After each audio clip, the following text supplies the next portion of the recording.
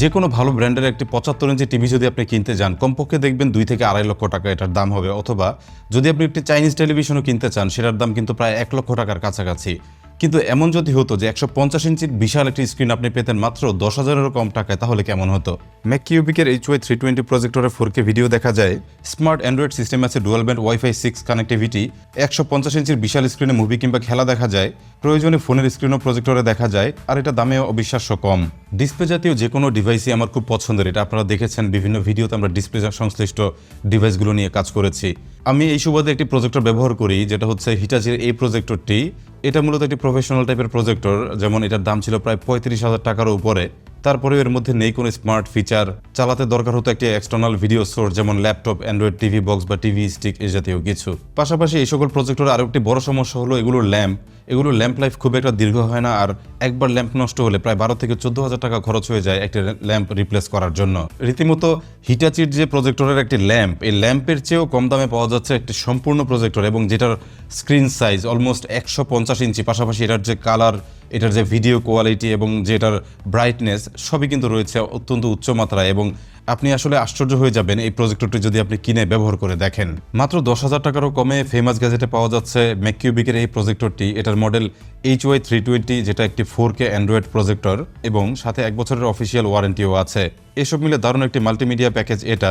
এই ভিডিওর ডেসক্রিপশনে এটা লিঙ্ক দেওয়া থাকবে। পুরো ভিডিওটি দেখার পর যদি আপনার মনে হয় এটা একটি ভালো প্রোডাক্ট, আপনারা কিনতে পারেন, আপনাদের টাকাটা উসুল হয়ে যাবে। তো এই প্রজেক্টরটি আমরা হাতে পাই বেশ অনেকদিন আগে, এবং আমরা এটাকে কিন্তু খুব ভালোভাবে টেস্ট করেছি, এবং টেস্টের যে রেজাল্ট আমরা দেখতে পেয়েছি সেই অনুযায়ী ভাবলাম যে এটার রিভিউটা আপনাদের সাথে অবশ্যই শেয়ার করা উচিত।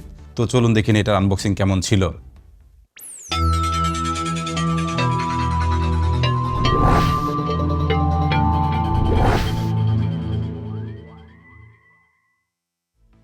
এরকমই একটি কার্ডবোর্ড বক্সে প্রজেক্টরটি আমি হাতে পাই। খুলে যথারীতি পেয়ে যায় কাঙ্ক্ষিত এলইডি প্রজেক্টর। প্রথম দেখাতেই চমৎকার লাগে এটার কালার এবং ফিনিশিং। মেইন বক্সের ভেতরে সাদা রঙের আরও একটি বক্স পাই, যার মধ্যে পাই বেশ কিছু অ্যাক্সেসরিজ। ছোটখাটো কিউট দেখতে একটি রিমোট কন্ট্রোল পাই, সাথে ছিল একটা এসি পাওয়ার কর্ড। এটা সরাসরি পাওয়ার প্লাগে কানেক্ট করে প্রজেক্টরটি ব্যবহার করা যায়। যথারীতি পাই একটি ইউজার ম্যানুয়াল। এটাই প্রজেক্টরটি সম্পর্কে ছবি সহ বেশ ভালোই বিস্তারিত লেখা আছে। এ পর্যায়ে মেইন ডিভাইস আমাদের প্রজেক্টরটি দেখুন। এটা কিন্তু সাইজে বেশ ছোট এবং কম্প্যাক্ট একটি ডিভাইস। ওজনে প্রায় আমরা মেপে দেখলাম 1 কেজির কাছাকাছি। আর এটার যে বডি ম্যাটেরিয়াল, বিশেষ করে এটার যে প্লাস্টিক, এটা কিন্তু খুবই প্রিমিয়াম মনে হয়েছে আমাদের কাছে। কোথাও ফিনিশিংয়ে কোনো ঘাপলা বা ঘাটতি নেই।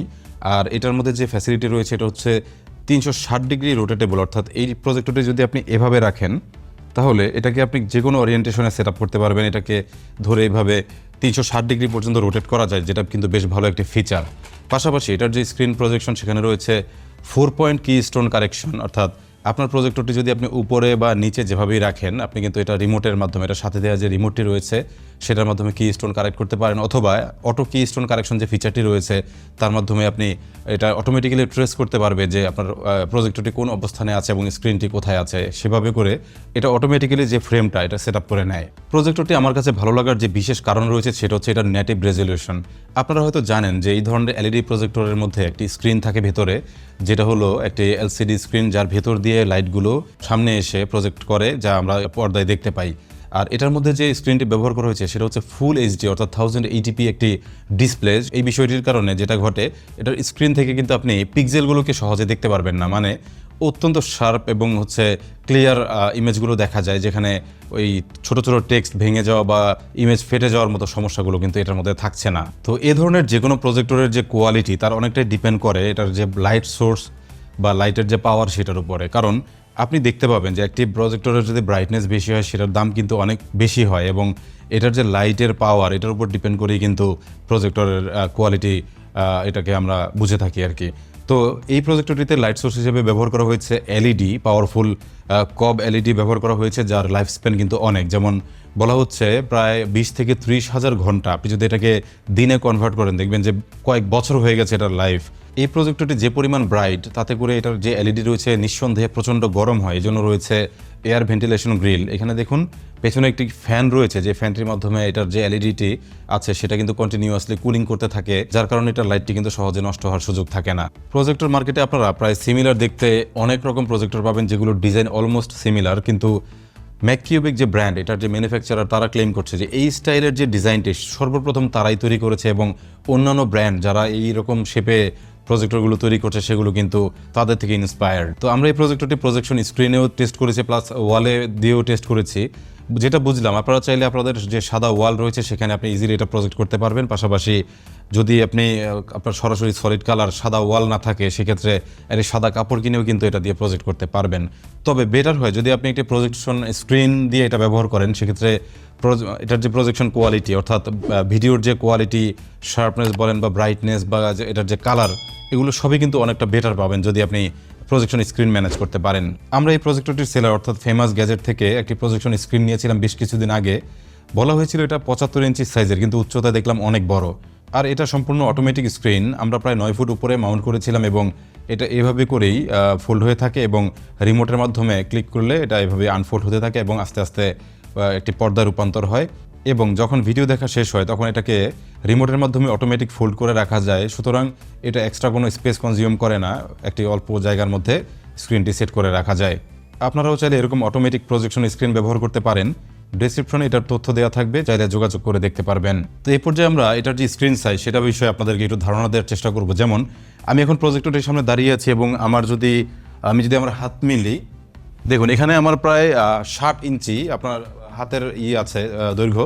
এবং এটা যদি আমরা এভাবে করে ক্যালকুলেট করি, যেহেতু টেলিভিশন বা প্রজেকশন স্ক্রিনের মেজারমেন্ট এভাবে করে করা হয়, সেক্ষেত্রে এটা 75 ইঞ্চি স্ক্রিন হিসাবে আছে।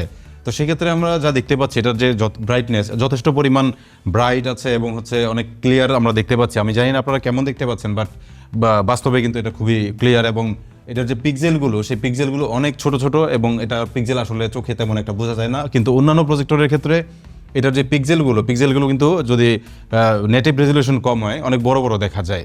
এই মুহূর্তে আপনারা যে স্ক্রিনটি দেখতে পাচ্ছেন, এটা কিন্তু সলিড একটি দেয়াল, জাস্ট এখানে কোনো রকম প্রজেকশন স্ক্রিন বা কিছু নেই।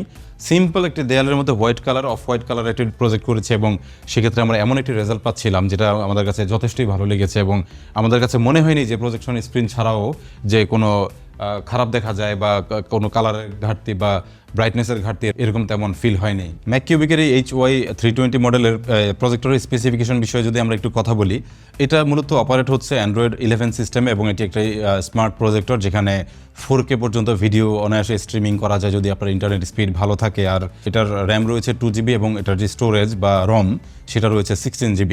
আর এটার যে ব্যবহারিক ক্ষেত্র রয়েছে, যেমন আপনি চাইলে এটা দিয়ে বিগ স্ক্রিনে যে কোনো মুভি, ড্রামা ইত্যাদি দেখতে পারবেন অনায়াসে।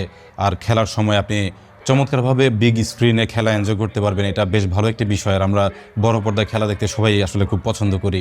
পাশাপাশি এটা দিয়ে কিন্তু গেমিং করার সুযোগ রয়েছে, যেহেতু এটা অ্যান্ড্রয়েড সিস্টেমে চালিত হচ্ছে। আপনি চাইলে প্লে স্টোর থেকে ছোট ছোট যে গেমগুলো রয়েছে সেগুলো কিন্তু আপনি অনায়াসে ডাউনলোড করতে পারবেন এবং সেগুলো প্লে করতে পারবেন। তবে সেক্ষেত্রে কিবোর্ডের প্রয়োজন রয়েছে। এজন্য প্রজেক্টরটির পিছনে আমরা যে ইন্টারফেসটি রয়েছে সেটা যদি একটু দেখার চেষ্টা করি, এখানে প্রথমে রয়েছে একটা পাওয়ার বাটন, যেটা দিয়ে প্রজেক্টরটি অন কিংবা অফ করা যায়, আর বাকিটা রিমোটে অপারেট করতে হয়। পাশাপাশি রয়েছে একটা ফুল সাইজ USB পোর্ট, চাইলে এখানে কিবোর্ড, মাউস ইত্যাদি অ্যাটাচ করা যায়, অথবা আপনার USB সংশ্লিষ্ট যে সকল ডিভাইসগুলো রয়েছে সেগুলো অ্যাটাচ করার ব্যবস্থা আছে। আর পাশাপাশি রয়েছে 3.5mm অডিও জ্যাক। এই প্রজেক্টরটির সাথে যদি আপনি বড় ধরনের কোনো সাউন্ড সিস্টেম অ্যাটাচ করতে চান, সেক্ষেত্রে অপশন রয়েছে দুইটি। একটি হলো 3.5mm অডিও জ্যাক, আর এটাতে ব্লুটুথ ভার্সন রয়েছে 5। আপনি চাইলে ব্লুটুথের মাধ্যমে বড় বা ছোট যে কোনো স্পিকার অ্যাটাচ করে আরও লাউডলি সাউন্ড আপনি শুনতে পারবেন। আর এই প্রজেক্টরটিতে কিন্তু অলরেডি বিল্ট ইন স্পিকার আছে, তো এটার সাউন্ড খুব একটা বেশি না। তবে আপনি চাইলে, যেহেতু স্পিকার অ্যাটাচ করার সুযোগ থাকছে, আপনি চাইলে সাবউফার সহ স্পিকার ব্যবহার করতে পারবেন। আরও রয়েছে ভিডিও ইনপুট ব্যবস্থা। এখানে একটি ফুল সাইজ HDMI রয়েছে। আপনি চাইলে ল্যাপটপ, ডেস্কটপ কিংবা যে টিভি বক্স বা টিভি স্টিক, আপনার কাছে যদি এই ধরনের ডিভাইস থাকে, আপনি চাইলে কিন্তু এটাতে সরাসরি অ্যাটাচ করে এই প্রজেক্টরটিকে মনিটর হিসাবে ব্যবহার করতে পারবেন। আর বড় স্ক্রিনে আপনি যে কোনো সোর্স থেকে ভিডিও প্লেব্যাক করতে পারবেন। আর ইন্টারনেট কানেক্টিভিটির জন্য এটাতে আছে Wi-Fi 6 কানেক্টিভিটি অপশন, অর্থাৎ যখন আপনি 4K বা এরকম হাই রেজলিউশন ভিডিও প্লে করবেন আর আপনার ইন্টারনেট স্পিড যদি ভালো থাকে, সেক্ষেত্রে এই প্রজেক্টরটি অত্যন্ত হাই স্পিড ইন্টারনেট রিসিভ করতে পারে, যার কারণে আপনি HD বা হাই ডেফিনেশন ভিডিওগুলো অনায়াসে প্লে করতে পারবেন। এবং আমরা এটা দিয়ে 4K ভিডিও প্লে করছিলাম, সেক্ষেত্রে আমরা কোনো অসুবিধা ফিল করিনি। ম্যাককিউবিক HY320 মডেলে আরও আছে স্ক্রিন কাস্ট করার সুযোগ, অর্থাৎ আপনার যে স্মার্টফোনের ডিসপ্লেটি সেটা কিন্তু আপনি প্রজেক্টরে শিফট করে ফেলতে পারবেন। এটাতে মিরাকাস্ট নামে যে ফাংশনটি আছে তার মাধ্যমে আপনার ফোনের স্ক্রিন মিরর করে আপনি প্রজেক্টরে নিয়ে যেতে পারবেন। সেক্ষেত্রে আপনার প্রজেক্টরে এক্সট্রা করে কোনো রকম কেবল কানেকশন ফোন থেকে বা ইউএসবির মাধ্যমে ফাইল ট্রান্সফার করার কোনো প্রয়োজন থাকছে না। শুধুমাত্র ওয়্যারলেসলি আপনি এই মিরাকাস্ট অপশনের মাধ্যমে আপনার ফোনের ডিসপ্লেটি বড় পর্দায় দেখতে পাচ্ছেন। তো মোটামুটি এই ছিল ম্যাককিউবিকের HY320 মডেলের প্রজেক্টর বিষয়ে যতটুকু সম্ভব আপনাদের জানানোর চেষ্টা। আশা করছি এতক্ষণে আপনারা বুঝে গেছেন যে এই প্রজেক্টরটি কেমন হতে পারে বা এই 10,000-এর নিচের বাজেটে একটি প্রজেক্টর থেকে এখন কি পাওয়া যাচ্ছে। আর সবচেয়ে বড় বিষয়, এই প্রজেক্টরটি আপনারা হয়তো, আমি দেখলাম যে গুগলে এটাতে সার্চ করলে অনেক রকম সেলার দেখাচ্ছে, বাট তাদের কাছে ফোন করলে তারা কিন্তু HY320 মডেলটি আপনাকে ধরিয়ে দেবে, যেটা কিন্তু ম্যাককিউবিকের না। সুতরাং আপনারা যদি ঠকতে না চান বা অথেন্টিক প্রোডাক্টটি চান, সেক্ষেত্রে ফেমাস গ্যাজেটের সাথে যোগাযোগ করতে পারেন। তাদের সমস্ত তথ্য ডিসক্রিপশনে দেওয়া আছে, এই প্রজেক্টরটির লিঙ্কও পেয়ে যাবেন। পাশাপাশি 1 বছরের ওয়ারেন্টি আছে, যেটা একটি এক্সট্রা বেনিফিট। তো এই ছিল আজকের ভিডিও। আশা করছি সবাই ভিডিওটি এনজয় করলেন এবং আপনাদের কাছে ভালো লাগলো। তো যদি ভালো লেগে থাকে এবং এরকম নতুন নতুন গ্যাজেটের ভিডিও আরও দেখতে চান, সেক্ষেত্রে অবশ্যই আমাদের গ্যাজেট ইনসাইডার বাংলা চ্যানেলটি সাবস্ক্রাইব করে রাখুন। পাশাপাশি যদি ফেসবুক থেকে ভিডিওটি দেখে থাকেন, সেক্ষেত্রে পেজটি ফলো দিয়ে রাখুন আর বেল বাটনটি অন করে রাখবেন, যেন পরবর্তী ভিডিওর নোটিফিকেশন আপনার কাছে পৌঁছে যায়। তো ভিডিও আজ এ পর্যন্তই। ভালো থাকবেন সবাই। ধন্যবাদ সবাইকে। আসসালামু আলাইকুম।